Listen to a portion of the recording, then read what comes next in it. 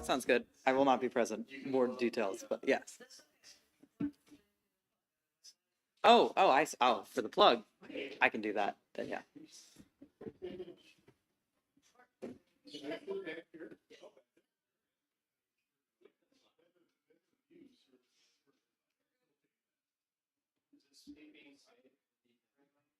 No, I don't believe so. For that, yeah, sick guy. Well, for fun, just exactly when we went live, the camera went out. So, Oh, perfect. but we're still live, so Okay. viewers enjoy. Oh, I see. We got the camera facing this way.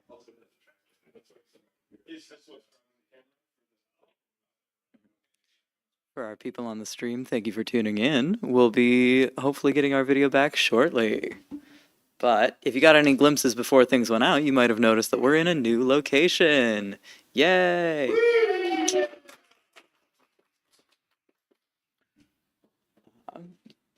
Sounds like we got one more person coming in, but welcome in. Yes, welcome on in, wherever you so please.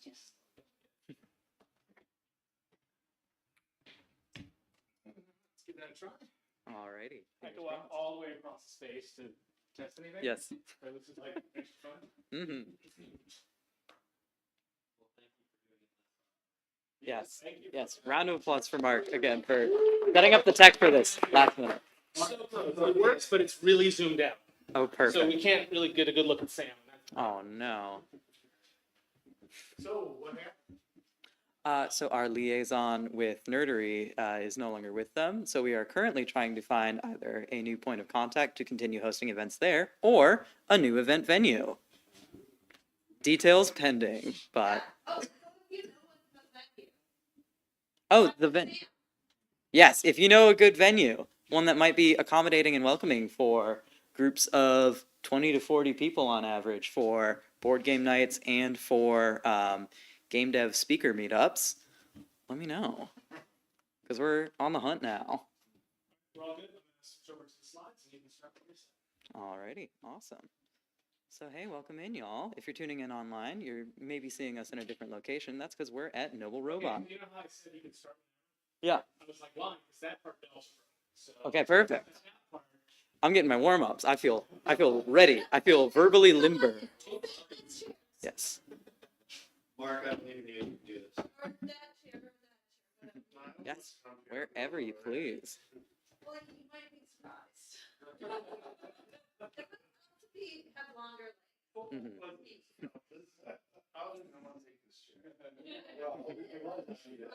it's not for people with short legs. So good enough. Let it run to somebody fit. The appropriate like length. I got them on length. They said.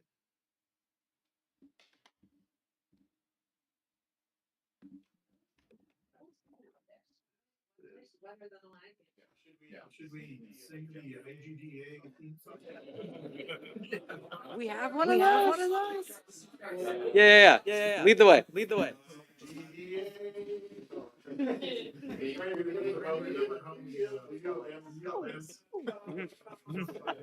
IGDA, we create videogames.com. I'm sold. I'm there. Yeah. Okay, far in future disaster, promise us the second. Okay. And the audio has been going the whole time, right? The whole this is all on record. Okay, awesome. So that means I don't have to repeat any of my spiel, which is perfect. So welcome in to this Gamedev meeting on this fine second Wednesday of the month. Let's run through our little order of operations. We got our intro, which I'm doing right now. Yay! Got announcements, some news from any of our community organizers, as well as some community plugs. If you guys in the audience have something to share that you're interested in other game developers hearing about, we'll have a little section for you to jump up here and yap into the microphone. And then we'll be introducing our main presentation. And then afterwards, we'll hang out, yap a little bit longer, and then we'll go to a local venue or restaurant to continue the discussion. I think we're thinking Max, which is a little bar and grill type place, under a block from here. So easy peasy. Quick. Call ahead. They said they could get 20 of us. That's awesome. Everyone, if you're If there's more than 20 of us, we'll do the old trench coat move. Yeah. 2 game devs stacking a trench coat. Heck yeah. Tallest game dev in Minneapolis. So welcome in. If you're a first-time attendee, or if you've been here before, you should know IGDATC events aim to provide a safe and inclusive environment for everyone who makes games or is interested in game development or anything adjacent. Whether this is your first event or if you've lost count, and no matter if you're in person or watching online, we're thrilled to have you here. Fun fact about IGDATC, we're all volunteer, even up to our board members. You can see a couple of our wonderful little headshots there on the slides. We help run this community, and we try and field anything we can as far as questions, concerns, problems, as well as just people's general interests in what they'd like to see in the community. You can find us at igdatwincities@gmail.com if you want to contact the whole board about something, or you can find us individually on our Discord by name or by role, IGDATC board. If you're interested in seeing something more that we're not providing currently, or there's something that we're providing that you think would function better differently, let us know. We're always eager to improve our services that we're providing. And we also have a bunch of volunteers who've helped fill in the cracks. There's no workload differentiation between a board member and a volunteer. If you have a facet of this community that you really want to tackle and see improved, you don't have to be elected in as a board member. You can just join in and do it. So if you want to help run the org, if you have ideas to help us grow and improve, just reach out to any of us board members or community members, and through some order of events of talking to people, you'll get in touch with one of us board members and we can talk more about it. These are some of our volunteers from 2024. Thank you very much, everybody. Yay! Thank you, Dale. So as a general look, we've got different events happening. Most of our main events are going to happen on Wednesdays, 6:30 to 9:30 p.m. We've got our Devs Play Games, which are our first Wednesday of the month, venue pending. Socialize and play board games and more. Game Dev meeting is where you are now. Well done. Thank you for showing up. Second Wednesday, speaker meetings, industry and community presentations, venue pending. Twin Cities Playtest is our third Wednesday of the month, hosted here officially full-time, where you are welcome to play and show in development games. Be a playtester, be a developer showing your game, send it in remotely, anything you want, get some people to play your games or play some other people's games. And then our fourth Wednesday of the month is our MN, VR, and HCI meetup, a special interest group. Woo! Yeah, bring the energy. Hosted at REM 5. It's a VR, AR, and HCI special interest group where they do different presentations and demos on topics and subjects related to that material. We also have special interest group events. These are generally hosted on Saturdays. We have our Women in Games Gathering, which is every third Saturday from 6:30 to 8:30 p.m. here at Noble Robot. A no-agenda networking and social event open to...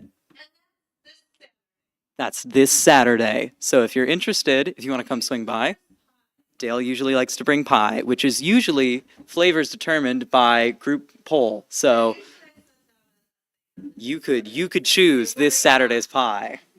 You have the power. And then this event is currently on hiatus, but we're aiming to find a new event to fill in this space. Our People of Color Get Together, which has traditionally been on the fourth Saturday. Again, we're trying to find something new to fill in the space. Keep tabs on this. Stay in the loop. We'll be hoping to announce something fun and exciting, maybe by our holiday party, which, venue pending, but clear your calendar. Hopefully we are aiming to do it when our Game Dev meetup would be in December. So about a month from now. About a month from now. Yes, stay tuned. We'll keep you posted. So are all the events on hiatus for December? Oh, yes. Thank you very much, Dale. All events for December are going to be on hiatus except for our holiday party, which is most likely going to be on the same time it would be our Game Dev meetup, but again, official details pending. So take December easy, take a breather, cozy in, let the snow, get cozy in the snow. So that third Wednesday event, that Twin Cities playtest that we mentioned, if you're here, then you know how to get here, and we should see you all here next week. Yeah, this is my Twin spot. Cities So I'm going to playtest. yell into the microphone. Yeah, go for it. All right. Sam laid it out pretty clearly earlier on. I need your games, people. Give me your games. If you're like, oh, you know what? It's just like a player controller and it kind of breaks all the time. I want it. All right? If it's like, oh, it's a release candidate and we've learned all we need to learn. Wrong. I want it. Send me your games for playtest. It's next week, which means you don't have a lot of time, and I have even less time to remind and bug you about it all. So, like, do me a favor and give me your games. Okay. All right, on Discord, you can send it to me directly. Ask a question in the channel if you're confused about something. But really, the only thing you need to know is I want your games. All right. Can you do digital games or tabletop games? Either one. No excuses. Wow. That's incredible. Bring it in. What if it's someone else's game? Ask them first. What if it's been 2 years ago that I've already decided is a bad idea? Bring it in anyway. Yeah, people can learn something from it. Yeah. We'll let the people be the judge of that. There's also a bunch of different ways you can get connected with our community. You're already doing a great job by showing up here, well done, or tuning in on stream. Round of applause for you. But there's some other features on our Discord that you should know about. We've got our games and projects section of our Discord, which has been updated, so we need to update these slides. But we have a forum channel on our Discord where you can add in your game or project and get a discussion going, whether you can run that however you want, whether you want to run just incidental devlogs, posting updates every time you create a new asset for it, or only updating like to gain hype as you're getting closer to release. But if you're interested in that, it's completely open. You can just make your own post in that forum. There's a couple like format requests with it, but otherwise, like run it how you want. And we also have a channel for each of our different events, so you can keep the conversation going well after this, or ask follow-up questions like, hey, what was that super cool, awesome event called that we should bring our games to? Or, hi, I think I talked to somebody. What was their name again? They looked like this. Anything like that. Open to keep the conversation going before, during, and after our events. Yeah, I think that covers it. We also have a bunch of different discipline-specific channels. So if you're interested in getting into the weeds about anything programming related, art related, you're really into audio and you want to get into a lengthy discussion about it. We have all different kinds of channels for that, and we're always looking to make sure that our Discord is serving our people's needs. So if there's something you're missing that you really want to see, let us know. Bother us about it in our meta discussion channel on said Discord. We've also got merch, guys. Do we have any merch wearers in the audience? Oh, no. Well, it sounds like you could change that if you went to igdatc.org/merch. We got all different kinds of t-shirts, tank tops, bags, all in different colors. And if you're interested, you can also donate your game's art if you're interested in getting some more visibility for your game and also simultaneously supporting your community via donations. Feel free to donate your game's art, logos, splash art, things like that. And we will put it on graphics to be printed on shirts, which revenue will then go to donate and support and help IGDA Twin Cities. We got Nerdery. We got Noble Robot. They did and good stuff for us for many yes, absolutely. I know, like, long before my time here, they've been sponsored for it. Does anybody know how long? Like, Oh, we need Zach Wentz for that. multiple years. We need somebody named Zach or Ryan for that. Someone would know that. Yeah, either Zach or Ryan. But also, thank you very much to Noble Robot, helping us through thick and thin. Yeah, exactly. And REM5, sponsor of our VRHCI meetup. Woo. So no big announcements, but got a couple community plugs. So we're going to leave this first little section open. If people are interested in coming up and sharing something, it can be anything from game release, development news, event meetup, something cool you've seen, something you want to share about, something you're working on. If you're looking for help, looking for work, or anything that I didn't just cover in that list. So we'll give a little going once. Perfect. Hello. Some of you might already know me. Rob Frost. And I wanted to share that some of you might know that you might know Alex Carlson, who is the developer of Alley Oop, and I got my shirt on today. Well, it's actually coming out on the 5th of December, this next month. So it's finally done. Not really, but it's finally done. But thank you. So yeah, that'll happen, and then the original soundtrack sometime next year. So.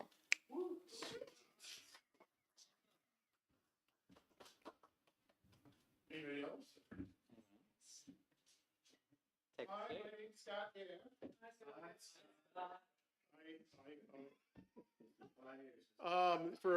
Well, back when you guys were all in elementary school, I started being a commercial computer animator in town. And about 20 years ago, I started running a 30-year-old animation festival that we have in town that's called the Minnesota Electronic Theater. Who's ever gone to it? No. Yeah, okay. God, what a bunch of. Anyway, I come to a lot of these meetings. Anyway, it's happening on December 4th, which is very unusual because it's a Wednesday. And since we're a different group, we really don't care. And and the only reason it's on Wednesday, because it's always on Thursday to avoid being on Wednesdays, is that our venue of many past years, including last year, got closed, which was the Poorhouse downtown. And so this year we're going to be at Brewhaven, which is south of downtown, and it's a brew pub, and they've got pizza and a food truck. And what we do at the Minnesota Electronic Theater, since none of you have ever been there, is the main thing we do is show videos that people who work in town have made. And it's actually a juried sort of presentation, and I think we've had 75 entries this year, and lasts for between an hour and a half and 2 hours, usually an hour and a half. The guy running it now, Emery, is very strict.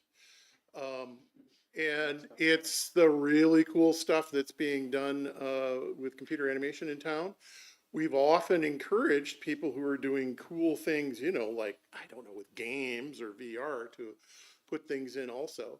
But maybe we'll work harder at that in the next coming years. Anyway, doors open at 5. The show starts at 6. It's a place called Brewhaven on December 4th. If you want to know more, MinnesotaElectronicTheater.org is what you type in, and you'll find out about it. And it's a really good time, and it's essentially a party for a bunch of people who are creative with computers to get together and drink beer and eat pizza and watch fun stuff, and it's a really good time. And it must be because I've been doing it for 20 years, and I've been going to it for 30.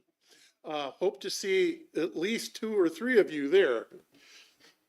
It's Brewhaven with the B-R-U. And I've actually included. If you search for Brew, B-R-E-W, like. Oh, I'm sorry, it's called Brewhaven. Anyway, MinnesotaElectronicTheater.org. They said theater was before. American. And it's written on that website. But I think it's most of them, I don't know. If you Google it, I'm sure you'll be able to find it. Minnesota Electronic Theater. Ryan has said in the past, yeah, don't Google, you won't be able to find it. It's posted in the Discord Gamedev meeting channel. Yay! Thank you very much. Awesome. Hell yeah. Thanks for listening. Of course. Yeah. Anyone else? Going once, going twice, going thrice. Go on. All right. We have one pre-sent in. There's an IP law clinic being provided by U of M law students, I believe second and third year students, offering pro bono legal assistance in IP copyright matters such as copyrightable works, trademarks, patents, and confidentiality obligations.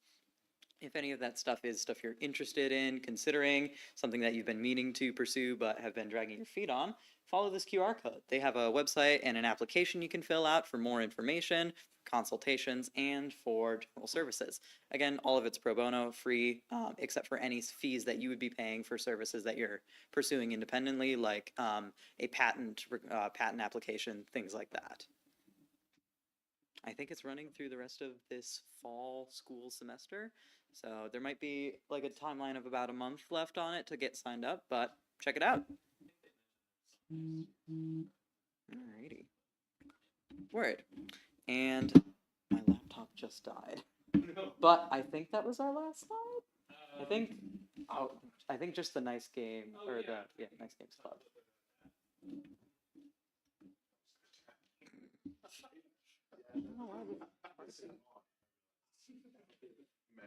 Okay, I'm back. So the last slide is a mainstay of the slides because I get to talk about it every month. If you have something you want to talk about every month, a recurring event or something, let us know and we'll add a permanent slide for you. You can come up every time. You don't have to ask each time. This one's mine. It's not there, but you can imagine. We do a podcast called Nice Games Club. It's a weekly show. We do roundtables, interviews. We do 1-hour game jams. We record it in that room. I know, on everything. That's what the on-air sign was for, but yeah. But nicegames.club, wherever you get your podcasts, that's the pitch. We did a game jam last week. That's the most recent episode, which is really cool, about soapbox derbies and the time war. So get excited. And this week, I got to edit it tonight after we go have dinner, is an episode on puzzle systems that features Hempeli, the designer of Baba Is You. Get hyped for a notable. So that's coming out tomorrow, if, I feel like it, but let's hope I do. Otherwise, later in the week. That's it. That's the pitch. Oh, thank you. Got it back up. Ta-da. All right. Awesome.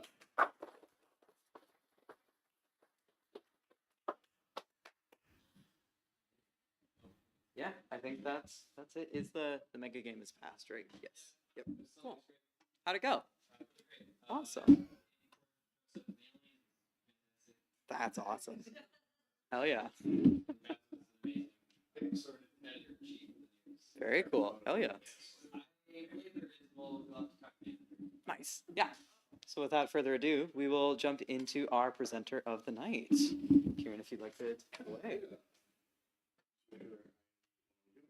It's been a very long time since I have actually shared my screen via this. Nope, that's the application. That's the one. Screens. I don't have screens. Screens are easy. Perfect. Screens are so easy, folks. Easy.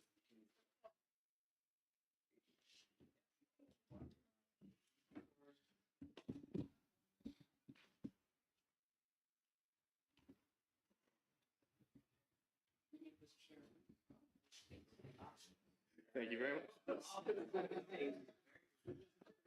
Yeah, bonus points to anybody who gets the song reference. Hi, my name is Kieran. Thank you for taking the detour or the side path to go ahead and come here. It's kind of fitting that our talk about side quests happens in the side location. No offense, Mark. Side quests. I've talked a lot about it to people who have listened in the last couple of months, and I finally decided to just go ahead and just jump up here and present. So, who am I? Well, my name is Kieran Anthony. I am a software engineer as well as a game designer. Like I think most people here are probably game designers. And I am a special part of a team called the SideQuest Players. That is not the SideQuest Players. Where are the SideQuest Players? The SideQuest Players are somewhere around there at the Minnesota Renaissance Festival. That's not the Minnesota Renaissance Festival. Some of my favorite games include Final Fantasy 13 against, everyone's actual better opinion. Obviously, Chrono Trigger, we can't go without the classics. Final Fantasy Tactics Advance was my first Final Fantasy game and one of my favorite games to this day. Of course, the Dark Souls, and also Harvest Moon. Best Girl Nami. Fighting. A big MMO that I play right now is Final Fantasy 14. I'm not a World of Warcraft player. I used to be a Dark Age of Camelot player, and I hate World of Warcraft for killing DAOC. Fair enough. And then, of course, Harvest Moon 3, first video game I ever played. But the best video game of all time is, of course, Crystal Version. I am spinning all the hot takes. I had 30 seconds for the hot take slide. You all can go ahead and yell at me at the brew house later. What is a side quest? Well, side quests are quests or things that don't progress the actual main story. I think everyone can kind of agree on that definition, right? If you're Link and you're going to go and storm the castle, this is the going and playing the fishing minigame. You're not going to progress anything by playing the fishing minigame. Yes. Every single pot. They're completely optional. I think that's an important thing to go ahead and make sure that we talk about with side quests, is that you can't have a side quest that you actually need to complete in order to complete the main quest. That's just a divergent line on the main quest. Sometimes they'll do that with you. I know Final Fantasy 14, you have to get your chocobo in order to actually go ahead and actually play some of the later expansions. So that's no longer a side quest. That's now just kind of a deviated path that brings yourself back to the main quest. They typically tend to offer trivial or unique rewards. Most side quests will just give you a trivial reward, probably some sort of like coins, potion, whatever, or maybe a unique reward. One of my favorite unique rewards is from Oblivion. It's this sword called Ice Rend. It's a short sword that does cold damage 20 times, and then you have to kill something really powerful to get it back up to 10 times. Oh, good Lord, Oblivion. It may change to present their own story. That's another thing, is that sometimes side quests can be side quest chains, and you can get really good, fun side stories out of things. Anyone who's familiar with like basically any old JRPG will go ahead and have one of their few favorites, like the Elixir quest from Final Fantasy 3, which is actually a chain quest if you find out about it. And they can be easier or harder than the main quest. Easier because most side quests are probably just go kill this goblin 5 times, or go kill Ruby Weapon. You know, one of those two, somewhere in between there. We've got a couple different types of side quests. We have our fetch quests, right? Go grab an item, bring it back. Also, sometimes a delivery quest in that regards. We've got our kill quests, right? Where you have to go ahead and go kill a certain number of creatures. Sometimes those called subjugation, or I'm forgetting the other word for it, decimation quests. You've got your escort quests, including some of the most infamous quests of all time, where they just don't move at the same rate as you. Ever. And you've got kind of an extension of fetch quests, but puzzle quests. Quests where you actually are given a number of different kind of variables and have to put together what the actual solution is yourself. You can get these wrong, you can get these right. Oftentimes getting them right will go ahead and give you a better reward than getting it wrong. Some quests masquerade as puzzle quests and are in fact not puzzle quests. This happens way more often than you'd expect. I mentioned rewards earlier. I'm not sure if anyone caught that. I know we've got at least one person here who's over 60 years old, right, Buck? Oh.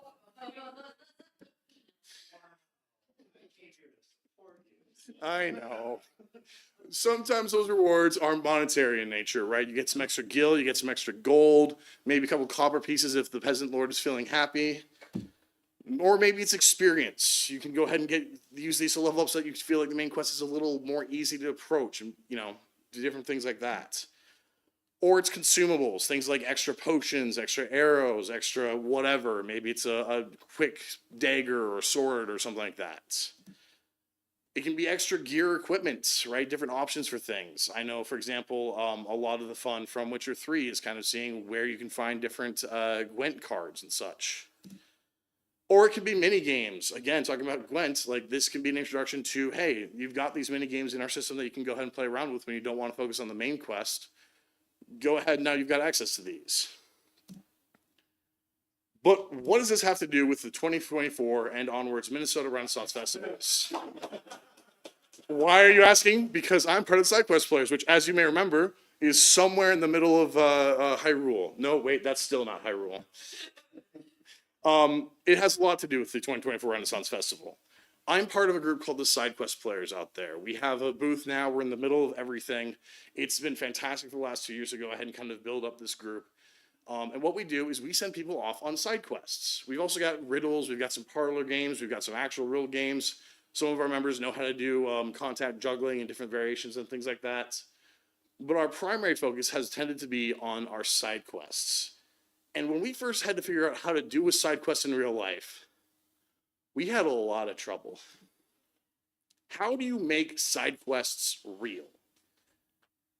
I'm a serious question. Like, how would you guys go about making a side quest real? If you didn't have the ability to go ahead and give people money or any sort of like monetary reward. Also, you can't give EXP because, levels in life aren't a real thing unless you're counting every, 365 days. Also, while we kind of have consumables, like we don't really have the money to pour into getting a lot of consumables, so we can't really do that. We can't give you more gear or equipment or anything like that. And we don't really have access to mini games because all the mini games at the Renaissance Festival are pay to play. Pay to play. So what do? Well, I'll tell you what we can't do. We can't do kill quests.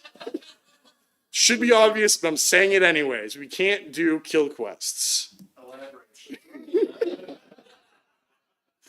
If I told our people at the Renfest to go out and kill other people at the Renfest, not only would I be encouraging things I don't believe in, I would also get kicked out of the Renfest so quickly. We had one group try to set up an underground dogfighting ring. They got busted within 3 seconds. We also can't do escort missions because, sometimes people don't know where things are. A lot of people don't know where things are.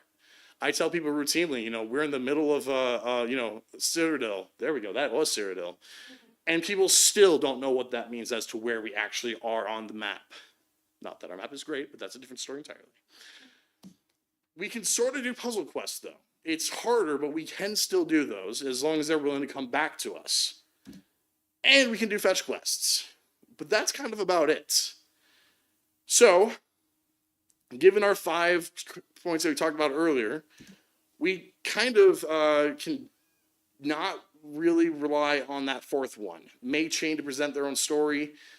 We can't rely that they're going to come back to us, and we also can't rely on going ahead and chaining them over and over again to go ahead and give the same unique experience to other people, because we don't know who's going to be on site. We don't know where they're going to be on site, and it's a lot harder to go ahead and say, like, hey, go and find X the Butcher, rather than, go and find this static location. Also, it should not cost the guest any money to interact with us.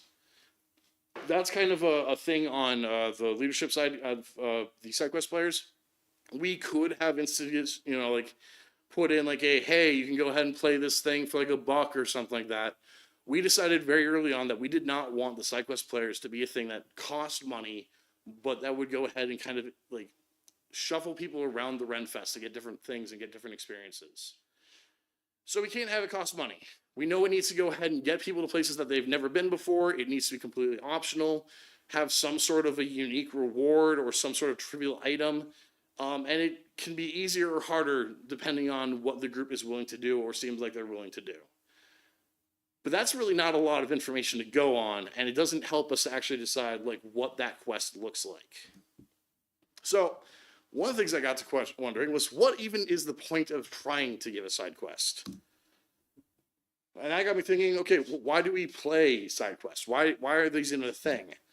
What makes a good side quest is a better way to phrase that, though. And what does make a good side quest? Well, we need to rethink the problem. We're so used to side quests giving us some sort of an extrinsic reward, right? Gold, experience, some sort of an item, just some sort of a thing of value that shows that we did the side quest.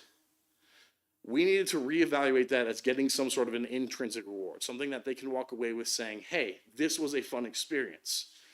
Because, well, let's be honest here, we've got a lot of side quests that are out in the world, and very, very few of them are actually memorable. Right? Does anyone remember the opening side quest to, say, Final Fantasy IV? Does anyone remember this opening side quest to one of the MMOs that they've played? Does anyone remember any side quest that wasn't just like a blow your mind experience? Not really, right? Like, you probably know opening MMOs probably go kill 5 rats or something like that, but did it really have an impact on you? Do you want to play that side quest again, or do you just do it because it's an easy thing to do to get some levels and some gold? So we wanted to focus more on the intrinsic experience of like doing the side quest should leave someone walking away with a feeling that they have learned something or seen something cool that they would not have seen or found out before, right? Because if you go through and you find something that's super cool, like for example, we have a water wheel at the Minnesota Renfest. That water wheel is actually used at certain times of day to literally make paper. I'm not kidding. It actually is used to make legitimate paper that guy who makes the paper then goes on to sell in little books that he makes himself. I highly recommend going and seeing it the next time that you're there, because that's one of our side quests, is to go see that. We've got glassblowing demonstrations. We've got all sorts of fun things that are still at the Renaissance Festival that people don't know about. Does everybody here know about the giant rocking horse at the Renaissance Festival? Okay. Does anybody know that it has a name? I encourage you to find out what the name is next time you go to the Renaissance Festival. Yeah, I know it has 2 names. They just need to find out one. Hush up, Alex number 2. Alex number 1, thank you, but we're not right now. So that's kind of like the idea was like, okay, once we started thinking, what about the intrinsic side of things? Like, what is something that will give someone a fun, good experience? What is something that will go ahead and actually grab someone's attention and keep them coming back for more experiences to go out and around and find the new things at the Renaissance Festival that they've not seen before? Well, that brought us to why remember a side quest? Because hopefully the side quest was fun, because hopefully in the story we had something good, right? Maybe it was the friends that you made along the way in the journey and some of like the just some of the dialogue between it. Maybe it was that you found some kind of cool lore or experienced some sort of big epic moments. Maybe it was just, again, that you got a bigger chance to deep dive into some great lore. Maybe it was, just the fact that you spent a good amount of time with it and it became kind of a fun little memory because it's something that you've done repeatedly. Xenoblade Chronicles, I think, shows this really well. I'm going to take a quick tangent to talk about Xenoblade Chronicles. Has anybody here played Xenoblade Chronicles? Has anybody here played the definitive edition and therefore the after story to it? Okay, did you like the side quests in the after story or the main story better? It's been a while since I played it. I kind of want something quick base game. Okay. I had the opposite interaction with it, where I was so bored and so tired of the main game, I thought that the after story was going to just be more of the same, more blah. Instead, the after story does what I think good DLC tend to do, which is basically take the characters that you've had and established and been able to kind of develop a good time with during the natural course of the game, and then throw them into another situation, see how they would react, and expand upon how they interact with each other. One of the best things about Xenoblade Chronicles that the Definitive Edition did was that while running around the main map in the after story, your characters would talk to each other. They did not do that in the base game. During combat, they would do call-outs, and they would go ahead and make some noises when you jumped, and if you got massive damage taken, they'd have some quote lines.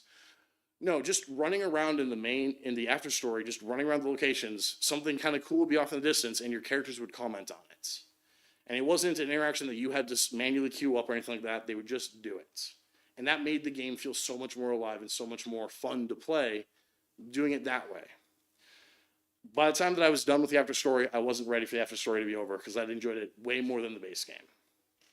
And a large part of that has to do with just the side quests that they had, how they presented the side quests, and the overall feeling of that.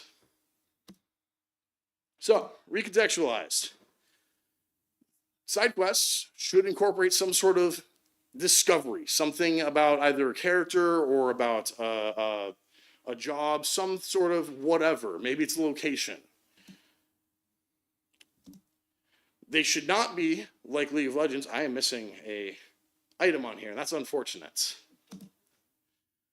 Again, we should have, world locations, lore. There should be something fun that you get to see kind of that you wouldn't normally have gone and seen if you were just following the main storyline. It should be about, the adventure of the group. It should really bring together the camaraderie, have an actual experience, and maybe focus on one or two of the main characters to really get them to kind of have a good experience together. Final Fantasy VII did this. No matter which character you had in your party, if a character had a specific relation to the actual side quest being played, that character was focused on during the actual adventure. This slide just got completely messed up. Okay, cool. Where's the evidence of this? Where's the evidence of this idea of, doing a more internal versus external approach? Well, it's in the side quest players. Again, why I'm roping us back into this. We used to have this thing called the chess booth. The side quest players were in the chess booth. That's stupid. Why would you have the side quest players in the chess booth? Well, about 4 weeks into our first month, or 4 weeks into our first run at the Renaissance Festival, we got a sign that said side quest players. Yay! We still had the chess booth signs, but we had the sign that said side quest players. People would run into that consistently, get marks on their head. It was great. Then, eventually this year, into our, I think, 5th or 6th weekend, it was relatively late, but we finally did it. We finally got a fully renovated side quest player booth. The Minnesota Renaissance Festival is notoriously stingy. You go out there and you will see shops of all kinds in extremely poor conditions. The grounds look like they haven't been taken care of, which they haven't been. It is noticeably run down at this point. And they spent money. We didn't spend it. They spent money to renovate us. Because what we offered to the Ren Fest of sending people around to different locations to go ahead and bring back some magic worked. I think that extends into how A Realm Reborn did this. Final Fantasy XIV notoriously just was not great upon release. There's a great no-clip documentary that you should go and watch. It's like 3 hours long. I know. But it's great. It's about how they took Final Fantasy XIV and fixed it with A Realm Reborn. They continue to fix it. They continue to go back and make things more streamlined and kind of fix the problems that they had as they continue to learn better and better techniques with MMOs. Realm Reborn's opening quest line. Their side quests run in a circle. When you get one side quest, it will bring you to another location that has side quests. That'll bring you to another location that has side quests. That'll bring you to another location. That'll bring you back to where you actually originally were. It gets you to explore the main capital city that you're going to be spending a lot of your time in for the first 50 levels in probably 7 or 8 side quests. And as an extra bonus, yeah, you get enough experience and you get an extra item that go ahead and let you go ahead and participate in the next main story event without having to go out and grind for it, without having to go out and do something silly or take time to go do something. It was a really, really neat thing that I found in every single one of the starting 3 villages. I even made a YouTube video on it that is no longer up because unfortunately my audio mixing was terrible. But this is a legitimate thing where side quests are starting to be used for something more than just padding out a game. Again, we talked about Xenoblade Chronicles here. Side quests were used to go ahead and reinforce ideas about what does a character stand for? Where does a character's interests lie? What is the reason why the characters are the way that they are? We got the chance to explore that through a lot of the side quests. Even the base game has a lot of really fun, just kind of side objectives, different spots around the world that you can go at different times and different conditions of weather to go ahead and have your characters talk to each other and get a little bit more dialogue and get to know a little bit better about them. I just wish that those had been automatic and not forced. Vadi Vidya, I showed his item later. He's a big lore guy. I'm not sure. Does anybody here know who Vadi Vidya is? Excellent. Do you like his content? Yeah. Absolutely. And he's got tons on Legend of Zelda and 2. This guy basically makes it his job to chronicle different stories within the game that you find in side quests. Things that aren't part of the main game that you wouldn't necessarily consider if you were just playing this game straight like we tend to. And my favorite example is Borderlands the pre-sequel. Yes, it's a run and gun. It's a shoot and loots. Yes, I recognize that it's got humor that is for 12-year-olds more than the mature audience it says it's graded for. It also has my favorite side quest of all time where you construct your own Dalek. Who doesn't want to make their own Dalek and then subsequently have to kill their child? It was one of the most fun experiences playing through Borderlands the pre-sequel, seeing all the different side quests and having them actually be used for something beyond just, hey, go and kill these 5 guys. How about Baldur's Gate 3? Is anybody playing Baldur's Gate 3 these days? No?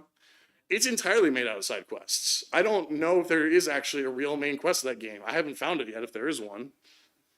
There is a main quest, but there's so many side quests, you can't not do side quests by accidents just by playing the game. It's amazing and wonderful, and the entire game, how it ends, is based off how you interact with all those side quests. It is probably the perfect example of this. So in conclusion, Don't waste your players' time, and don't waste your time. If your game doesn't need side quests because you don't need to go ahead and throw people around to different locations, don't. Don't use side quests to pad out time. It's a bad idea.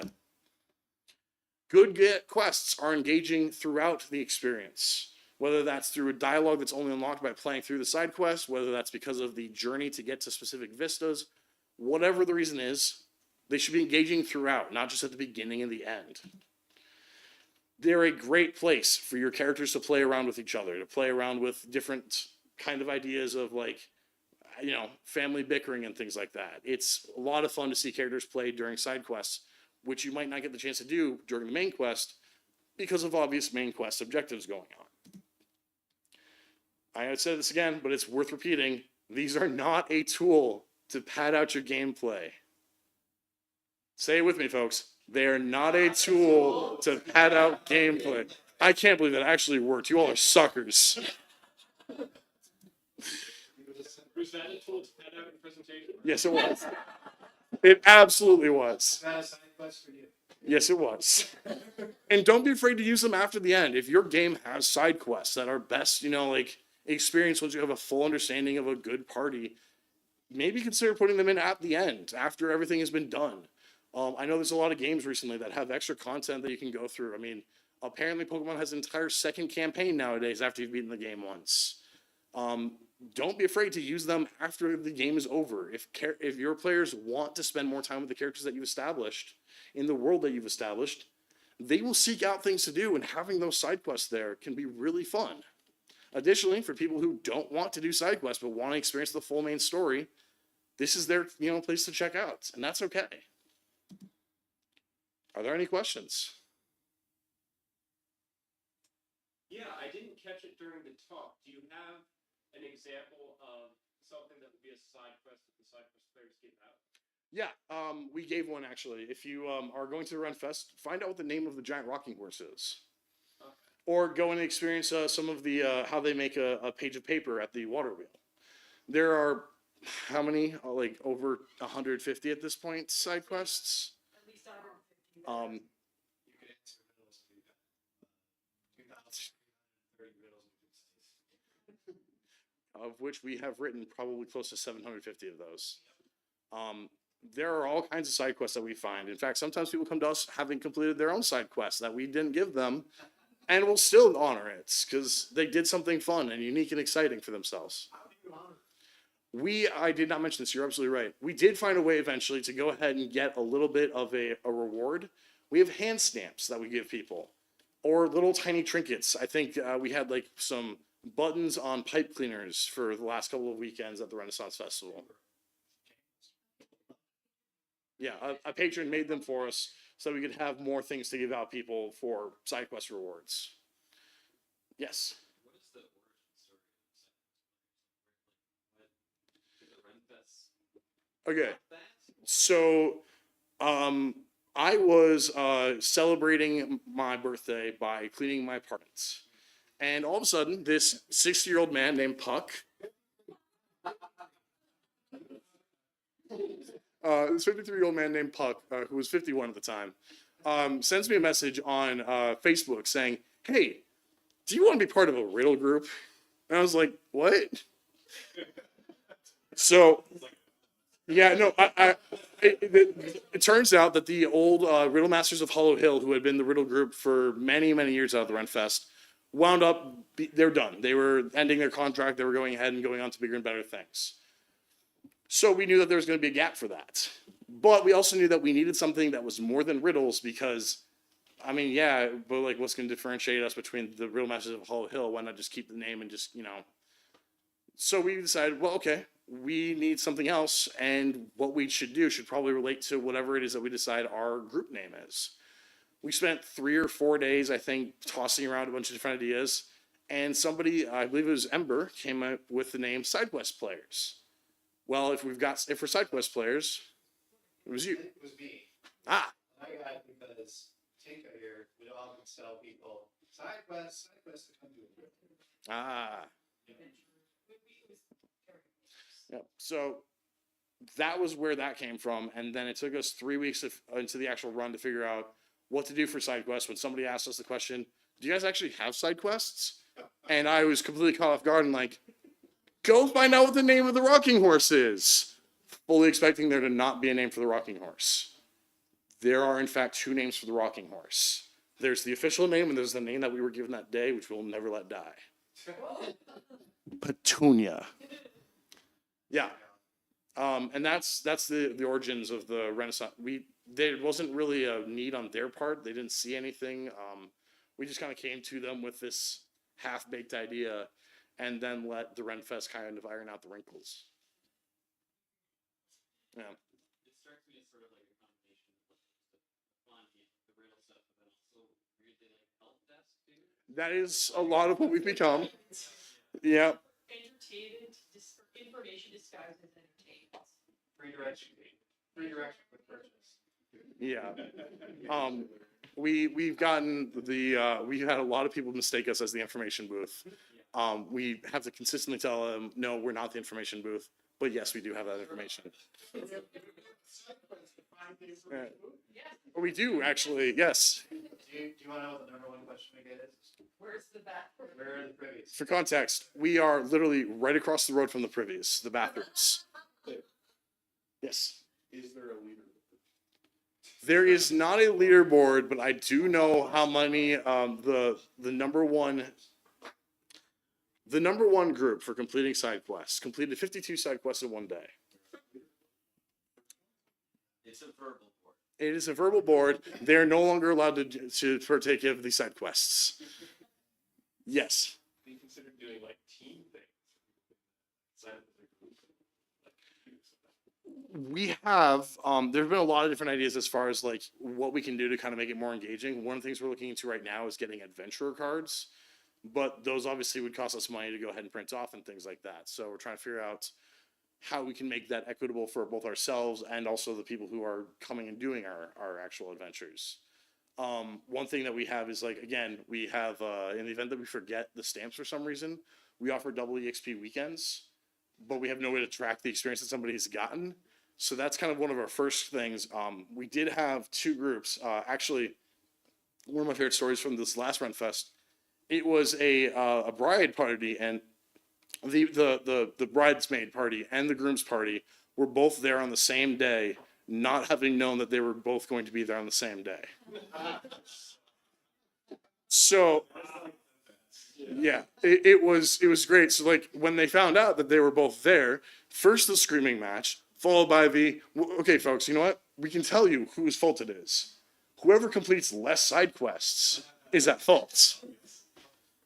They wound up like switching groups and like there's a whole bunch of things going on their end that I don't even know the story from, but they left that day having solved, I think, somewhere around 17 side quests and having had a lot of fun.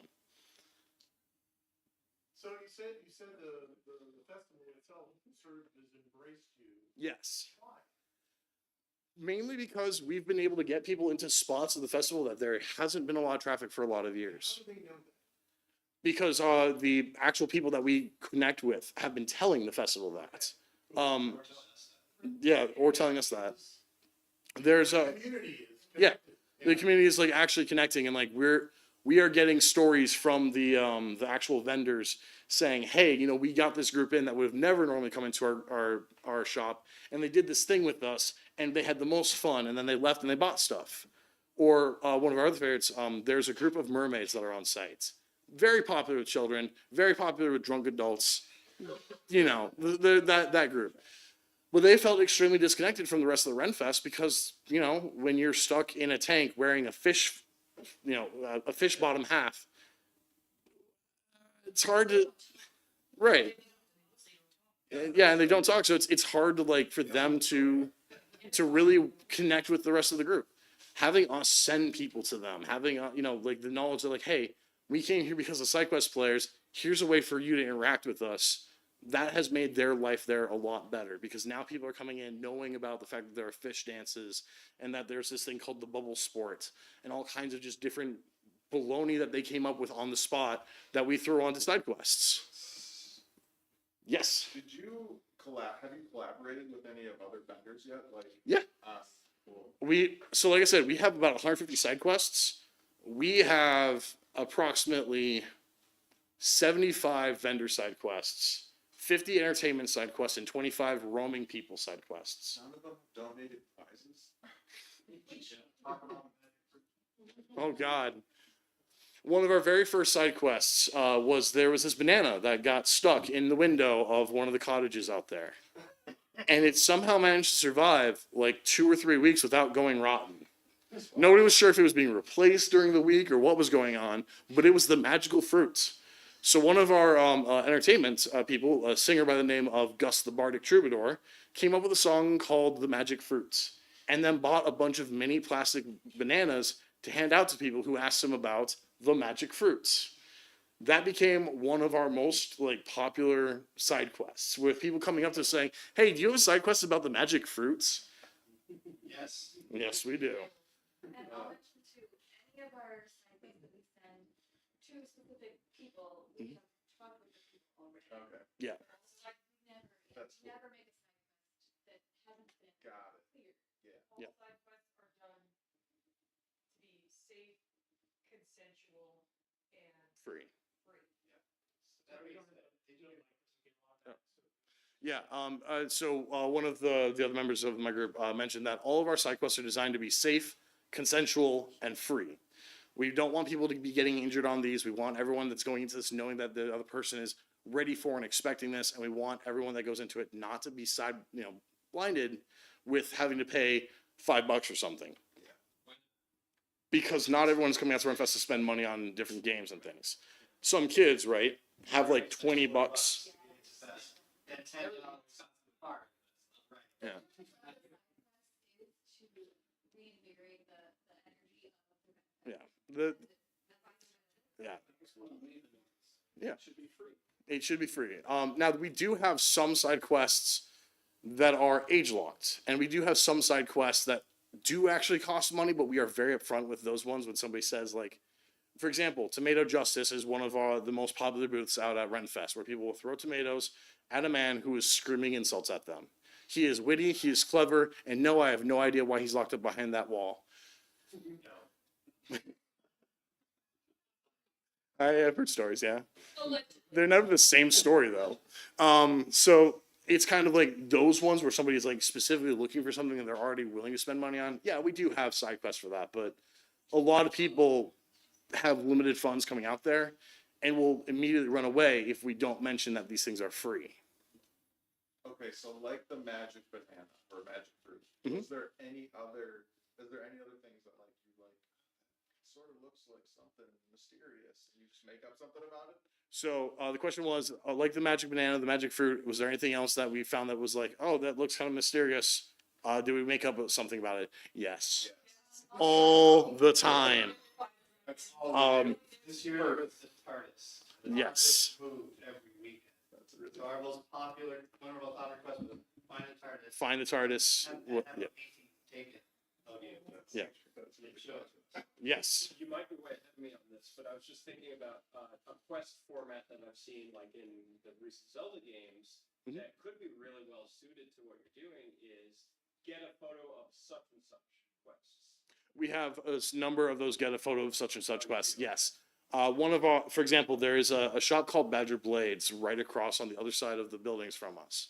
They have a sign that is, in and of itself, the sign itself is funny, but what we tell people is to go ahead and follow the directions of the sign and take a photo with it, and that's even funnier. Because some people come back and they are like very like obviously engaged with the sign and what it says to do, and other people are just like, I'm doing this because you told me to. It's always fun. Otherwise, there's also like we have ones where like we ask somebody to learn like a dance and then come back to us and perform the dance. And we will absolutely make sure to blast that person as best as we can to get as many people to look at them doing their awkward little bubble dance or whatever it is. Reenacting the joust is a popular one. Yeah, we've got a lot of these different ones that like through the years we've kind of found more and more ways to do exactly that. But like we always, are looking for new and more quests.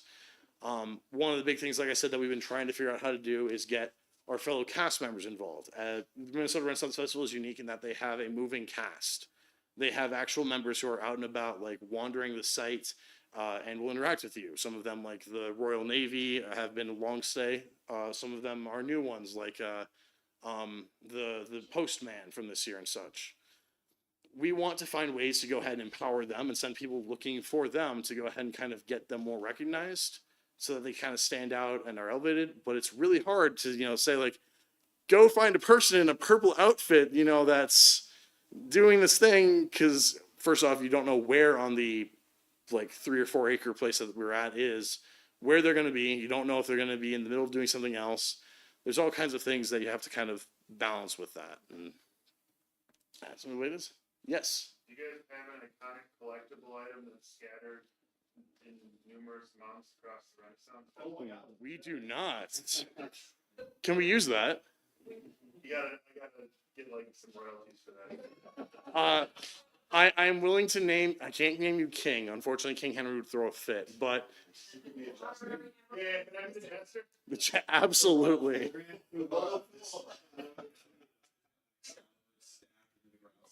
The main concern, we brainstorm lots of these items. The main thing is cost. We have to pay for all these things out of our own pockets. Yeah. That's the big thing. Yep. So if we want to have 70 stones with carving on it, like return to side quest players and scatter them around the grounds, we then have to take the time to collect these rocks, paint the rocks, and scatter them. We have to do it ourselves. Yeah. Now that being said, it's not like there isn't the possibility that we might eventually do that. But it is like, again, we have, every time we come up with an awesome, fun idea, we're always hit with reality.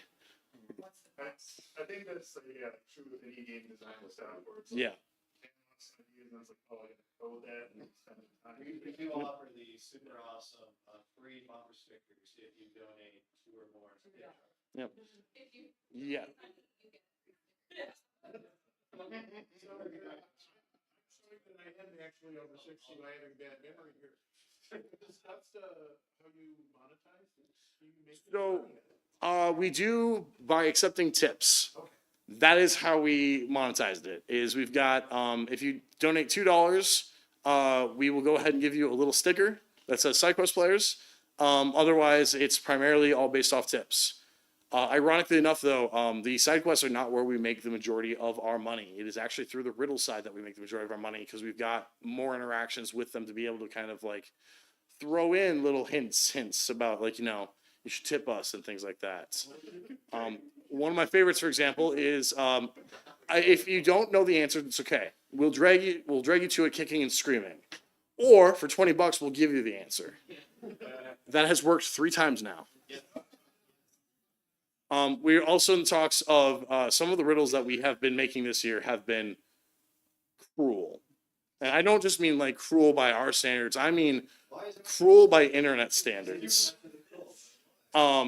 We are considering like offering like, because some of these riddles will literally hold up an entire group for 15, 20 minutes at a time. That's 15, 20 minutes that we could have been spent, entertaining them doing other riddles and things. We're considering monetizing those ones and be like, oh, you want a hard riddle? Well, how about a $5 riddle or a $10 riddle? Again, obviously, like, we haven't really talked much about like which riddles those would be, and we've got to kind of work into that, like, but those are kind of different ways that we've looked at monetizing that. The SideQuest players side, like I said, is going to primarily, like any monetization that we do with it is going to have to go through like either the suggested donations, because we can't actually officially sell things either, is the big thing without the Renfest. We do not have a vendor's license, therefore we cannot sell actual things. We can offer up doodads and knickknacks for, a suggested donation. We can't sell it to you. Yes. So if you're so beneficial to Renfest, you're getting people to go around. What point do they? Oh, we are getting paid. Oh, so Yeah, sorry. There is an underlying, like, we do actually get some revenue from the Renaissance Festival. they want to. We're all paid customers. Yeah. We're paid the SideQuest player. Yeah. So we receive a nominal sum for showing up at the Renaissance Festival every year. That value has increased the past 2 years. We're hoping to go ahead and increase it again this year. But that value isn't like, it's not like it's in the $5, $10, $15,000 where every person is walking out of it, like it'll say, I don't have to work for a month and a half. It's more along the lines of like, my Christmas gifts that I bought for people this year have been covered by how much we made. Exactly. Yeah. Yeah. Yeah. The unmarked envelope of cash. So I mean, that's kind of like the way that things work as far as like monetarily monetizing it. It's been hard for us to find ways to specifically integrate that, but this is also our second year, and we've really seen a lot of growth this year from last year. Again, first off, name recognition. I remember there was a day I was working for you, Trent, at one of your board game nights, and I just happened to mention the SideQuest players, and an entire group of one of your board game members was like, "Oh, we just played with them," and I'm like, "Yes, we exist outside of Fest now, finally." Are there other run fests that do this? There are, and we do have contacts with a number of them. There are 2 in North Dakota that we're looking at, 1 in South Dakota, a couple over in Wisconsin. One of the big ones that we'd like doing was Newborn Village. Unfortunately, they're not doing their thing anymore because of various rights disputes. Yeah. If you're talking about other festivals have something similar. Oh, yeah. The one I'm aware of is Bristol, and Yep. they have it in a little camp area inside of Bristol, and it doesn't go further than that. Bristol has one, Texas has one too. There is one in. well, Yeah. the new one in Texas, Sherwood has a Quest game on site. The Siouxland One Weekend Renaissance Festival, they have like a Quest type game, they call it Bead game. There are variations of this. Yep. What I think makes us specifically special is that we have taken the time and become extremely intimate with all the facets of the ground. We made sure that we are talking to shop owners, that we are talking to individual local entertainment and saying, how can we make this particular to you? I mean, that's what the unique thing is about it. It's like you're like grassroots and Yes. Yep. It's what we but are. it's already fun. So it's Grassroots marketing and information and disguised as entertainment. Yeah. So it's your main quest. yeah. But it's your side quest. It's our main quest, but we're side quest first. That's right. Yeah, there's a lot that goes into as well. Like there's another documentary, I can't remember who it's from, about I want to say it was like Wyoming or somewhere like that, had a park that they opened up that was explicitly about quests. Like they had an archery guild, they had all sorts of these different things. You would go in and you would get a quest card, and then like have to go and find like the wizard, and like the wizard was at different spots around the fest for each day, but like it was all scripted, and like you knew he would be where he was supposed to be every single time. That folded after like. You're talking about Evermore? I am talking about, yeah, Evermore in Utah.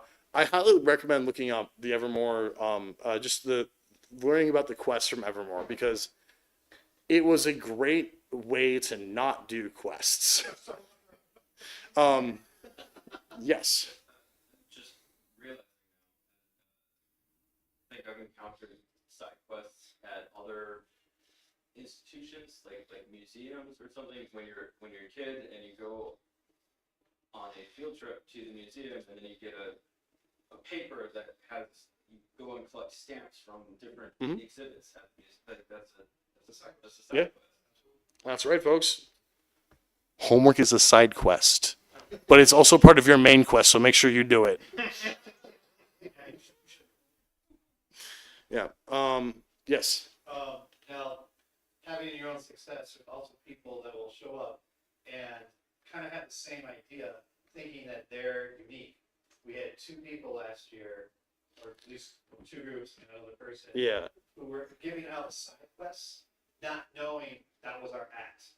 And so we had to ask them to cease and desist because you're copying our show. And they couldn't grasp, why can't I do this too? And we were having people come up to us and say, the Purple Wizard is this. We're like, what are you talking Yeah. They were turn inside. Yes. Yeah. It would be different had that person come up to us initially and said like, hey, I want to do some side quests. Like, is there any chance that I could go ahead and like, toss out a couple side quests to people as they're walking through? Again, I mean, like every person who has any success with any sort of game is going to see their share of imitators. Problem with side quests is that like it's not imitators so much as just like people who have an idea that they want to see at the Renfest. Because if you go like, I mean, we've got Epic Side Quest guy, right? Like we've got all sorts of these people on TikTok and things like that that are trying to make that their thing. And then it's like, I'm sorry, we've already established ourselves here as roots, and also like you're just a customer. Don't do non-customer things, please. Don't accept money for side quests because you don't work here. Yeah. Yeah. There have been a lot of different kind of trials as far as that has gone. Some underage group found out that we had some overage riddles, and so would purposely leave one of their members around to go ahead and kind of hear what those overage riddles were, not riddles, but side quests were, and then would try to go do them, only to get kicked out and then have us get yelled at because these underage minors tried to get into a Naughty Body Brigade show or some other rated, 21 plus events.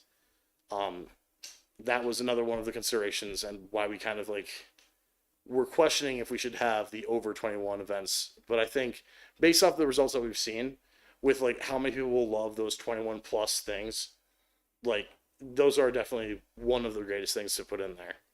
I want to talk demographics real quick here just because I've got a quick second. Again, we thought that we would primarily be hitting like kids and families.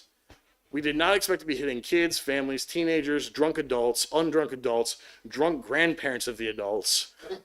Like the number of people who actually want a side quest, or when told like, hey, here's this extra thing that you can do at the festival, and it's free. Like there is not a demographic on that, even though we were specifically trying to target one specific small section. So that was kind of a nice little benefit to what we were doing. We had several groups of like the older generation come up to us, and after our first year of doing it, say, you had brought back the magic of the festival because you were sending us to places that we hadn't thought to visit. Like we hadn't thought about going down to visit this place again after several years. And like when we did, the shops had all changed and what they were selling had changed. And we hadn't been down there because it's by Puke and Snot, and Puke and Snot has not changed in the 50, however many goddamn years they've been doing their shtick. It's a good one, but it hasn't changed. So, yes. How do you actually pick the quest for something? They come up and then. It depends. A lot of it has to do with marking, which is a skill that you learn as kind of an entertainer in general. Like finding out, okay, I can tell we're all video game nerds. There is a high chance that most of us probably know what Dungeons and Dragons are and probably like Dungeons and Dragons. Well, there is a shop that actually does D&D adventures, 1 hour long D&D adventures. They're also the people that run Extra Life, which is fun. So we can go ahead and send you off to find out about Extra Life and about, that event. Or there's Ill-Gotten Gains where they actually have dice, and sometimes they'll actually show people how they make the dice. Yeah, if you're a little kid, you're probably going to want to go see the mermaids and the fairies. If you're dressed up as Link, we're going to go tell you to find a ceramic shop and not pest the ceramic shop. Sometimes it's not fun. Yeah. When a person comes up to the booth and says, hey, do you side quest here? It's like, yeah, what are you planning on doing next? Mhm. Yeah. So what direction Yeah. are they headed in?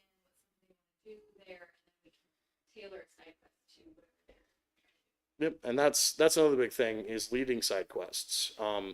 Like, okay, you are going to go to the Danger Committee show. You're going to go ahead and watch them throw fire torches at each other. Cool. Well, just beyond that, in the same general vicinity, but just beyond it a little bit to stretch your, where you're willing to walk to, is the water wheel, or is the Viking encampments. Or, hey, I'm interested in crafting things. Okay, well, are you interested in like the actual process of it? If so, we have a glass blower who still does demonstrations down in one wing of the place. Are you looking like you're very hungry and, looking for a good snack and maybe some shade? We happen to know where the best shady spots are and where our quests are around that area. It's just kind of clocking what we think a person is going to like, and then a lot of blind luck, honestly. But there's also like a lot of our quests are so generic that anybody could enjoy that. Like, who's not going to enjoy going to a giant rocking horse and being told that the rocking horse's name is Petunia? You're going to get a chuckle out of it at the very least. So. What's our hardest side quest? We have 2 that are tied for harder side quests, in my opinion. The first one is there are actually 5 large, and I'm talking like large, like probably my size or bigger, dragon carving / statues out at the Renaissance Festival. We want you to find all 5 of them and tell us where they are. That one is difficult because we do not give out clues for that one. The other one is there are 2 Lord Bacons. Oh, God. And we have a message that's supposed to be delivered to us from Lord Bacon. So we will send them to a Lord Bacon. And the Lord Bacon will always say, no, he means the other Lord Bacon, and then walk away. We still don't know what the message is. The message is, quote, it's the other Lord Bacon. I refuse to believe that and accept that. I actually think the hardest quest we give out are go find so-and-so, because they do wander. Like, go find, Yeah, again, wandering quests, anytime that you've got a wandering character, those are hard. We oftentimes don't give those out unless they're like directly within our ability line of sight. And we don't know if they're on break or if they, accident. Yeah, so. Yes. Constantly. It seems like So there's actually Jeffrey the Trapper. We have a person called Jeffrey the Trapper who has the best map that you'll ever see. You'll have to go and talk to him to find out why, but it's an actual piece of paper that he hands out to you. We stamp that all the time because it's a better thing to recollect them from than throwing it on your hand. Although I will say, after much testing and after a lot of testing and a lot of like working around it, we did manage to find hand stamps that worked across a variety, like almost every single skin tone. And we were very proud of that. We're only authorized for green. Correct. We are only authorized to use green. Green is a very good color. Thank you so much. Thank you.